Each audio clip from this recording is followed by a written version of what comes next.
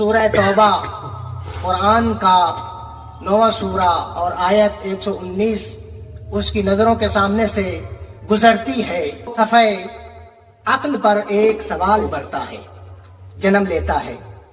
اب یہ مسلمان سوچنے پہ مجبور ہوتا ہے کہ یہ کون سی شخصیات ہیں کہ جن کی معیت کا اللہ رب العزت نے اس آیت کے اندر حکم فرمایا۔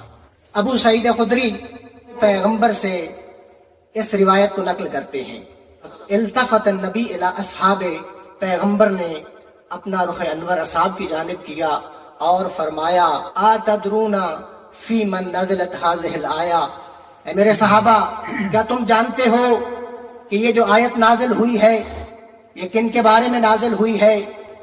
فقالوا لا واللہ یا رسول اللہ ما ندری، کہ اسی اثناء میں ایک صحابی کھڑے ہوتے ہیں جن کو ابو دجانہ کہا جاتا ہے، کھڑے ہو کے کہتے ہیں یا رسول اللہ کلنا من الصادقین، اے اللہ کے رسول ہم سب کے سب سچوں میں سے ہیں۔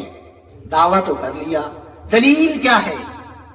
دلیل یہ ہے قد آمنا بک، ہم سب نے اپنی جانیں لڑا دیں اور آپ پر ایمان لے کر آئے، اور نہ صرف ہم آپ پر ایمان لائے بلکہ ہمارے اطراف میں جتنے بھی لوگ تھے جو ہم سے متاثر ہو سکتے تھے، جو اسلام کا حسن سمجھ سکتے تھے، جو آپ کے اخلاق سے متاثر ہو سکتے تھے، ان کو بھی دائرہ اسلام میں داخل کیا۔ قد آمنا بک۔ دوسری دلیل کیا دی؟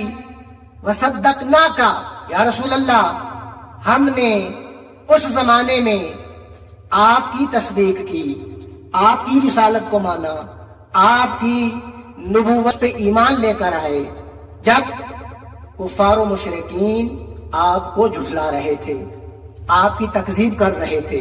تو ابو دجانہ اپنے دعوے کی دلیل جب پیش کر چکے سامعین محترم، تو اس وقت پیغمبر نے فرمایا لا واللہ یا ابا دجانہ، اللہ کی قسم اے ابو دجانہ جو تم کہہ رہے ہو وہ نہیں ہے۔ نزلت هذه الآیہ فی ابن امی امیر المؤمنین علی ابن ابی طالب۔ اشہد ان علی ولی اللہ، علی علی میرا مولا علی۔